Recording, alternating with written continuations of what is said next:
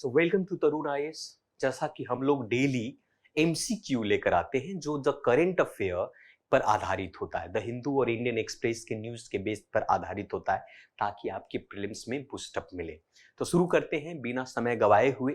5 सबसे इंपॉर्टेंट जो है आपका पहला जो है आपका, अगर हम चर्चा करेंगे तो पहला प्रश्न की बात किया जाए तो इसमें कहता है कि निम्नलिखित में से कौन सा निकाय एमिशंस गैप रिपोर्ट को प्रकाशित करती है।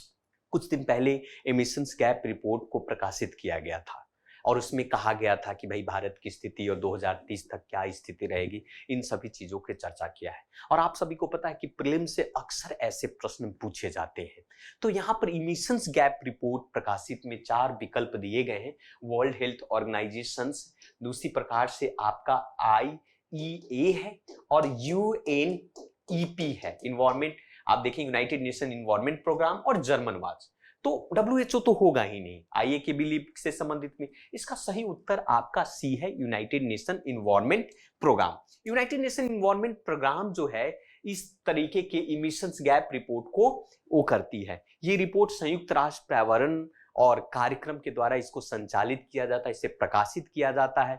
और सबसे पहले इसकी जो शुरुआत थी UNEP, United Nation environment programme की, वो 1972 में इसकी शुरुआत हुई थी। इसकी जो मुख्यालय है आपका केन्या में है, अफ्रीकन कंट्री है वो केन्या, जहां पर नैरोबी है, नैरोबी में इसका। तो सही उत्तर आपका C होगा। नेक्स्ट क्वेश्चन पर चलते हैं। जो दूसरा क्वेश्चन है ये भारत के संविधान से संबंधित है, भारत के संविधान के मौलिक अधिकार से संबंधित है। कहता है कि जो भारत के संविधान के निम्नलिखित में से कौन सा अनुच्छेद अपने नागरिकों को उनके मौलिक अधिकारों के प्रवर्तन के लिए अपील करने का अधिकार देता है। अब साफ साफ है, अगर आपने पढ़ा होगा, आपने जाहिर सी बात है कि अगर आपने मौलिक अधिकार को पढ़ा होगा, भारतीय राज्य व्यवस्था को पढ़ा होगा, तो आपको पता है कि आर्टिकल 12 से लेकर आर्टिकल 35 तक ये मौलिक अधिकार से संबंधित बातें करता है। और इस विकल्प में आप देखेंगे कि यहां पर ये 12 से लेकर 35 के बीच में ये विकल्प दिए गए। अनुच्छेद 14 तो होगा, 44 तो होगा नहीं, क्योंकि अनुच्छेद डायरेक्टरी प्रिंसिपल स्टेट पॉलिसी के अंदर में आ जाता है। और इससे किससे संबंधित है भाई, तो ये यूनिफॉर्म सिविल कोड की बात करता है, जो कि पिछले न्यूज में हम लोगों ने इसकी चर्चा भी की थी आपका कि यूनिफॉर्म सिविल कोड क्या है, क्योंकि गुजरात सरकार इसको लागू करने जा रही है, इसके लिए कमिटी बनाई है ना। तो ये इसके बारे में। दूसरी बात, अनुच्छेद 14 जो है इक्वालिटी बिफोर लॉ की बात करता है। अनुच्छेद 15 आपका prohibitions discrimination on the base of caste sex की बात करता है। और आर्टिकल D जो है, जिसको अनुच्छेद 32 के अंदर में रखा गया है, वो बात करता है कॉन्स्टिट्यूशनल रेमेडीज की बात करता है।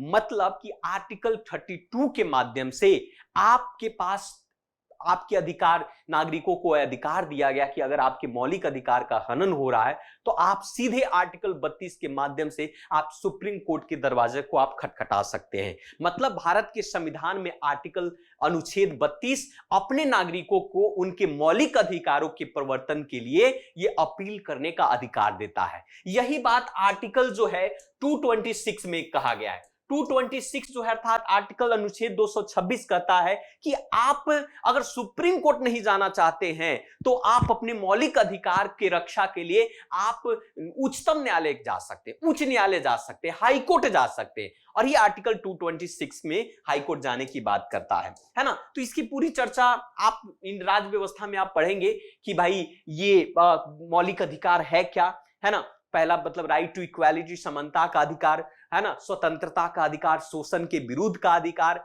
है ना, धर्म की स्वतंत्रता के अधिकार, शिक्षा और संस्कृति के अधिकार, और संविधान में जो है आपको के संरक्षण का अधिकार। इन 6 प्रकार के अधिकारों की बात कही गई। एक 7वां भी अधिकार होता था जिसे राइट टू प्रॉपर्टी कहते, अर्थात संपत्ति रखने का अधिकार। लेकिन संविधान में किसी कारणवश आर्टिकल 31 के रूपरेखा को देखते हुए आप देखेंगे, जब आपको डिटेल से पढ़ेंगे तो उसको आर्टिकल 300 के A में राइट टू प्रॉपर्टी को एज ए मौलिक अधिकार से हटाकर उसको लीगल राइट्स बना दिया गया, एक संवैधानिक अधिकार बना दिया गया, एक कॉन्स्टिट्यूशनल राइट के तौर पर उसको बना दिया गया। तो ये चर्चा है। अनुच्छेद 226 में उच्च न्यायालय के अन्य अधिकारों के साथ साथ समान शक्ति प्रदान करता है। इन चीजों पर हम बात करते हैं। नेक्स्ट क्वेश्चन जो है आपका, ये नेक्स्ट क्वेश्चन आपका आप देखेंगे तो इससे संबंधित है आपका गेंडे से।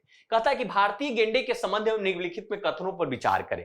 3 आपके कथन दिए गए हैं और 4 विकल्प दिए गए हैं। तीसरा कथन, तीनों कथन में कहता है कि प्रजाति भारतीय उपमहाद्वीप के मूल निवासी है। ये गेंडे प्रजाति की बात कर रहा है कि भारतीय गेंडे प्रजाति जो है भारतीय उपनिवेश के मूल निवासी। बात सत्य है ना, ये निवासी। इसके अकॉर्डिंग आप देख सकते हैं, तो आप बी को कैंसिल कीजिए और हाँ, उसी प्रकार से IUCN के लाल सूची में उसको संकटग्रस्त कहा गया है, इंडेंजर कहा नहीं, इसको वल्नरेबल माना गया है। तो सेकंड स्टेटमेंट आपका गलत है। अगर सेकंड गलत है तो ए गलत है, सेकंड गलत है तो डी गलत है, मतलब C is the right answer. Bharat के पौतिमित्रा है ना, पवित्रा राष्ट्रीय उद्यान में नहीं, काजीरंगा नेशनल पार्क में ज्यादातर आबादी में, सबसे अधिक आबादी में पाए जाते हैं। अगर हम डेंसिटी की बात करें, घनत्व की बात करें, तो सबसे अधिक घनत्व पवित्रा राष्ट्रीय उद्यान में है, जो कि असम में।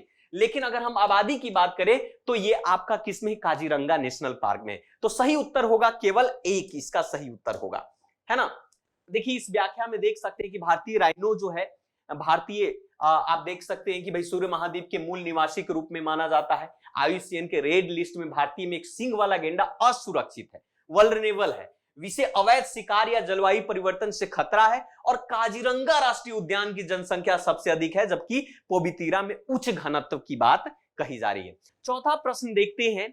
चौथा प्रश्न है कि यहां पर देखिए, ग्लाइफोसेट्स के संबंध में सही कथन को चयन करें। तो ग्लाइफोसेट क्या है भाई, सिंपल सी एक चयनात्मक शाकानाशी जो है आपका, ये पौधा में इसका प्रयोग किया जाता है। तो यह एक गैर चयनात्मक शाकानाशी जिसका उपयोग पौधे की वृद्धि को नियंत्रण करने और विशिष्ट फसल को पकाने के लिए किया जाता है। जब आपका फसल जो है मार्केट में अगर किसी फल का डिमांड अधिक हो जाता है, खास करके आप देखेंगे कि केला जो है, बनाना जो है, आपका मैंगो है, इन फसलों को पकाने के, इन पौधों के फल को पकाने के लिए एक ग्लाइफोसेट्स का प्रयोग किया जाता है ना। तो ये सिंपल सी एक गैर चयनात्मक शाकानाशी जिसका उपयोग पौधे के वृद्धि के नियंत्रण करने और विशिष्ट फलों को पकाने के लिए इसका उपयोग किया जाता है। इसका सही उत्तर आपका ये होगा, इसका सही उत्तर आपका ये होगा, है ना। यह एक गैर चयनात्मक है। रिपोर्ट में देखिए यहां पर वर्तमान में विभिन्न देशों में से 28 में इसको प्रतिबंध लगा दिया गया है, और WHO ने भी इस रिपोर्ट के अनुसार कहा है कि जो काजी, ये जो आपका कार्सिनोजिक हो सकता है, इससे 6 महीने तक पर्यावरण में अवशेष में रूप में रहता है। ये काफी मतलब आप खतरनाक इसको साबित हो सकता है। पांचवा सबसे प्रमुख प्रश्न जो है आपका मायोसीटस के संबंध में आपको चर्चा करते हैं। तो ये आप देखेंगे कि इसमें 4 ऑप्शन दिए गए हैं, A, B, C और D। तो कहता है कि यह एक वायरल रोग है जो बच्चों को लसिका प्रणाली को प्रभावित करता है। ये बात सही है, लसिका प्रणाली को करता है।